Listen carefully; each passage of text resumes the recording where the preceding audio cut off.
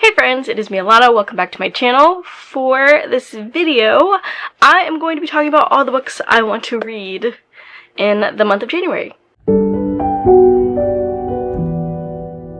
Oh my gosh, I cannot believe we are already in 2026. I feel like 2025 was so slow, but at the same time, so fast, if that makes sense. Like, so much happened that I felt like everything was going slowly, but at the same time, it feels like we sped through the year. So here's to hoping 2026 is better for all of us. I'm gonna be honest, for this TBR video, I don't know what I want to read to start the year with. Like, I don't know what my first book should be. I don't know where I want to go with my reading. I'm just kind of an open book.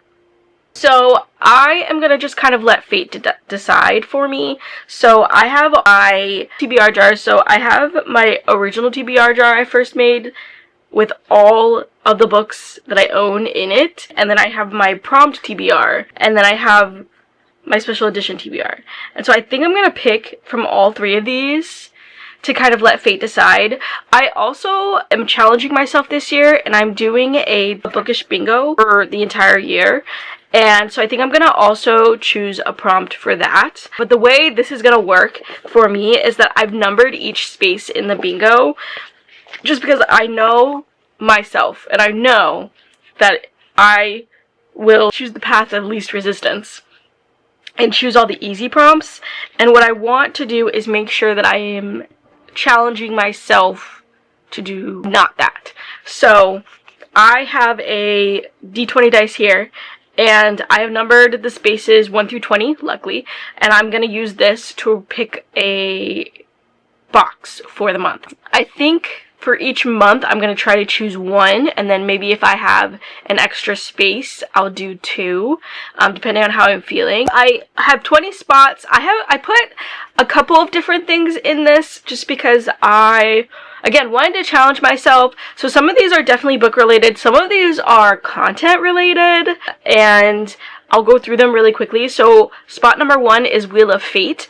I have put all of my owned books and the sequels on a TBR wheel, and I'm gonna spin that if I get this and let fate decide again. I've been seeing so many people use like TBR wheels, and I thought they were fun, so I wanted to try them out. Spot number 2 is a paranormal romance. I read fantasy, but I don't read a lot of paranormal, not as much as I maybe used to. So I definitely want to get back into them, or like start reading them again. This is to challenge me to not just go towards fantasy, but to go towards more diverse things. Spot number 3 is vlog 3 books. So not only do I have to read 3 books, which they could be in my TBR or whatever, I have to vlog it.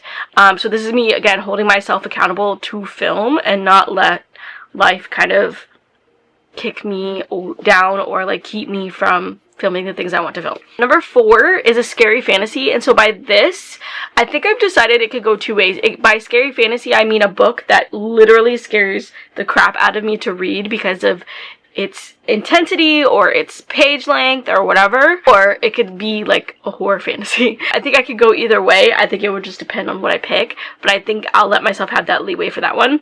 Number 5 is a sci-fi. I don't read sci-fi, guys, and I feel like I should push myself a little bit more. I'm not going to try to make myself into a sci-fi girly, but I think I should at least read 1 or 2 within my lifetime. Number 6 is special edition. I have so many Illumicrate, Fairy Loot books that I need to get through. I feel like I've done a better job of reading them, but again, this is just me pushing myself a little bit more. Number 7 is a mystery thriller. So I've definitely read mystery books, but I haven't really read thrillers.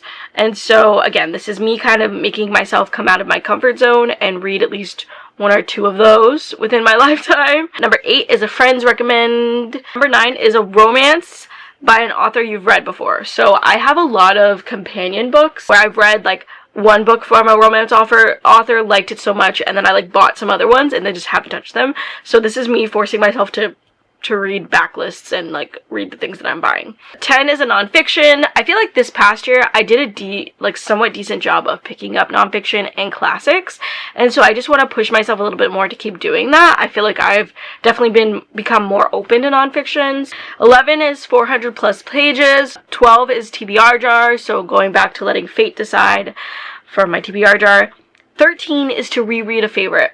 Guys, I used to reread books all the dang time, and I loved it so much, and I've just gone away from that practice. Like, I don't really do it as much anymore, and I kind of hate that because it really used to bring me so much joy to reread some of my favorite scenes or my favorite lines. So I definitely want to try to get back into that habit. 14 is a free choice, so I get to choose whatever I want.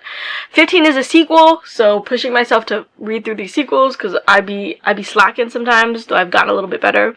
16 is a dystopian. So I used to say I wasn't a dystopian girly. Like, I used to be, and then I got burned by a specific series we will not name that I've talked about before on this channel. In 2025, I had made it a point to read specific dystopians, and I realized I actually do enjoy the genre when it's done well.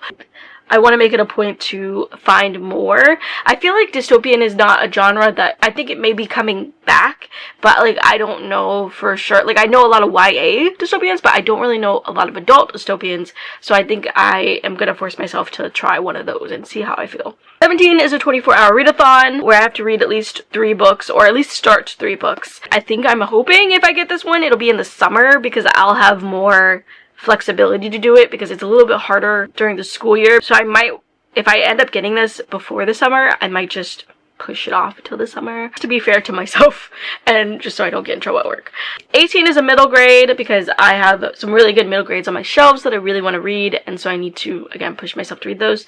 19 is a book set in fall, summer, spring, or winter. I really like seasonal books as well, and I just thought it would be a fun little prompt to add. And then finally, my last prompt, number 20, is a book that I bought in 2025. So I feel like I really did a good job of balancing last year between reading books that had just came out that year and then like some of my backlist books. I did buy a little bit more than I probably intended to buy last year. So I want to make sure that I'm reading through those books and not letting them sit on my shelves and collect dust for years, ultimately. So that is my bingo board. I think I'm going to start with that one, and then we'll go on for the rest of the TBR. So that was a 20, which honestly, rolling a perfect 20 is kind of crazy. So that means I will be picking up a book that I bought in 2025. I will do the rest of my TBR. Also, I am doing the buzzword challenge this year. So for January, the title challenge is before and after, and then for the cover challenge, it's body parts. So I'm going to keep that in mind too as I pick up some books. So we'll start with the direct books to pick out, and then we'll go to the prompt card. Next, when you go here, I want to do like 5, I think. I think 5 is a good solid number I can do and aim for. I'll probably pick 2 from here, 2 from the prompt jar, and then 1 special edition, and then I can make sure my whatever book I pick for these can coincide with the buzzword challenge and my bingo. Alright, so we're gonna go here, and I know the colors correspond to a genre, I just can't remember. So this is 1. I just can't remember what the genres right now are. I know there's fantasy, romance, young adult, middle grade. Okay, I want this purple one because I pulled a green one over there. So our first one we pulled was this green one. Oh, interesting. And that is The Gilded Wolves by Roshani Chakshi. I definitely wanted to check this out for a really long time. I know people have said it's like Six of Crows or something like that. I don't know the full synopsis, and I think I'm gonna just go in without really knowing anything. I really want to make sure I give it a fair chance because I know it was super hyped when it came out. So I'm just gonna dive right in and hope I like the story. The second book I pulled, it was Bewitched by Laura Galassa. I believe this was a fantasy. I don't know if it's a fantasy romance or just a fantasy with romance. I don't remember what this is about either, but I'm actually excited because I did buy it, and I remember when I bought it, I was actually really excited for it. We're gonna do our 2 prompts next. Alright, we're gonna pull from the bottom. We'll pull from the bottom again. Okay, so I got 2 here. A big one and a small one. This big one, oh, this is fitting, and I could probably double up. Read a fairy loot book. That is so funny. I'll do this. If I do my special edition jar and I pull a fairy loot book, then that means I can double up this prompt, and then that means I might try to roll for another bingo prompt, because that's hilarious. Alright, and then the second prompt I pulled was a book you DNF'd or put down. Alright, so I'm definitely not going to pick up a book that I DNF'd, because I DNF'd them for a reason. But I do have a book that I put down last year that I for sure need to pick up again, so this works out for me. Alright, so we have 4, and then I'm going to pull for my special edition. I'm going to pull from this middle part right here. The one that I pulled was Sorcery and Small Magics by Mega Dewey? I feel like I just butchered that, but that's where we're at. It turns out that my prompt pick to read a fairy loot book and the book that I pulled for my special editions was a fairy loot book, which means that I have 4 books and I want 5. So I am going to roll again for another bingo prompt. Here's my die, and I'm gonna roll. So I got a 15, which means that is going to be a sequel. Alright, that took a lot of finagling and searching, but I found all the books, so praise Jeebus. Alright, so for my 2 hand-picked, I have The Gilded Wolves right here. I actually didn't realize I had the physical copy with me, but here we are. This is only 347 pages. I can definitely finish this pretty quickly. I hope I like this. I still haven't really read anything by Roshani Chokshi, so I'm hoping this will be a good dive. I also have Bewitched by Laura Thalassa. This one's a little thicker, but again, not too worried. And it looks like it takes place at an academy for witches. And I'm just gonna stop there because I love me a good academy story. I love me a good school setting. So I'm definitely gonna dive into this with high hopes. Then for my read a fairy loot book, and my special edition pick, it was Sorcery and Small Magics by Mega Dosi. This is a fairy loot book as well. I love when my prompts can double up. I'm just gonna read you the synopsis because I don't even remember what this is about. I think this might be a queer romance. Leo Vander Lovage is a master of small magics. He can summon butterflies with a song or turn someone's hair pink by snapping his fingers. Such minor charms don't earn him much admiration from other sorcerers or his father, but anything more elaborate always blows up in his face, which is why Leo vowed years ago to never again write powerful magic. That is, until a mix-up involving a forbidden spell binds Leo to obey the commands of his longtime nemesis, Sebastian Grimm. Grimm is Leo's complete opposite. Respected, exceptionally talented, and an absolutely insufferable curmudgeon. The only thing they agree on is that getting caught using forbidden magic would mean the end of their careers. They need a counterspell and fast. Chasing rumors of a powerful sorcerer with a knack for undoing curses, Leo and Grimm enter the Unquiet Wood, a forest infested with murderous monsters and dangerous outlaws. To dissolve the curse, they'll have to uncover the true depths of Leo's magic, set aside their long-standing rivalry, and much to their horror, work together, even as an odd spark of attraction flares between them. I'm into it. I'm intrigued. I will definitely give this a chance and see how I feel. Definitely intrigued. Then it was a book you DNF'd or put down that I had pulled. I picked up Silverborn, The Mystery of Morgan Crow. This is the 4th book in the Nevermore series. I started this in 2025, and then I tried to listen to the audiobook and it didn't work for me. And so I knew I would have to read this physically, but I was so busy that I didn't have time. So now I'm gonna make it time to do this. I enjoy this series. This follows a little girl named Morgan Crow who is born on a cursed day, and so the children born on that day are prophesized to die on their 12th or 13th birthday. And when her birthday comes around, a man comes in and he offers her a deal where he will whisk her away to Nevermore and initiate her into the Wondrous Society. She just has to pass the trials, and so she goes with this man, and now she's just on a journey of building a life, building friends, figuring out who to trust, and figuring out who she is, especially with this mysterious power that she has suddenly been given. So then for my bingo cards, I pulled a 2025 purchase and then a sequel. So for my 2025 purchase, I think I'm gonna do 2 because these 2 are short. And I'm gonna do The Rainfall Market by Yu Yong Guang. And this is a translated work, and it's about a market where I guess if you're in a really bad spot in life, you can earn a ticket to, and there you can, I think, sell or do something to reprieve yourself of your, like, issues of some sort. That's the vibe that I'm getting from the synopsis. But I really loved this cover, and that's what drew me to it. And then again, it's not that long, so I think this will be an interesting read. And so I'm gonna stack it with I Who Have Never Known Men by Jacqueline Hartman.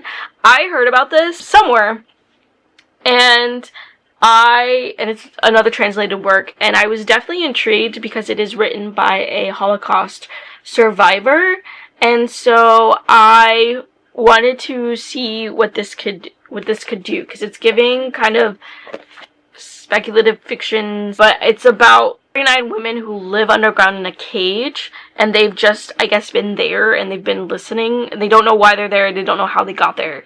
And then there's a girl that is somehow able to lead them into questioning a lot of things, I guess. That's the way the synopsis read to me, but I'm just gonna go in and hopefully experience something good. So these are going to be the 2 I put on there. For my sequel, which is perfect because it fits the cover challenge for January, which is body parts, and they have to be internal. And it's All Shall Mourn by Ellie Marney. This is the 3rd book in the None Shall Sleep trilogy.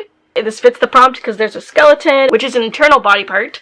And this follows 2 teens who were recruited by the FBI, and this takes place in the 80s. So this is like pre-criminal psychology being a thing. It's starting to be integrated into the FBI, and so they're recruited because of their personal experiences with serial killers, and they are placed on the task of interviewing teenage serial killers and figuring out why they are the way they are.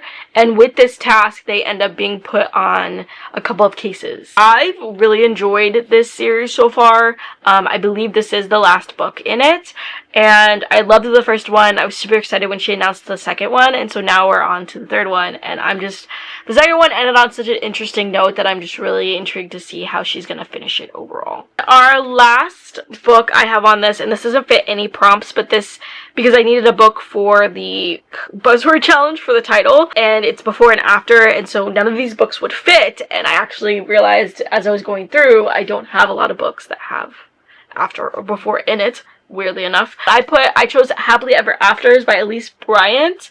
I have not read this yet. This has been on my shelves for a very, very long time. I think this is about a girl who wants to be a writer. That's all I really remember about the synopsis, but I'm intrigued. All of my friends say they've really enjoyed this, and honestly, I want to read down a lot of my YA. So those were actually more books than I intended.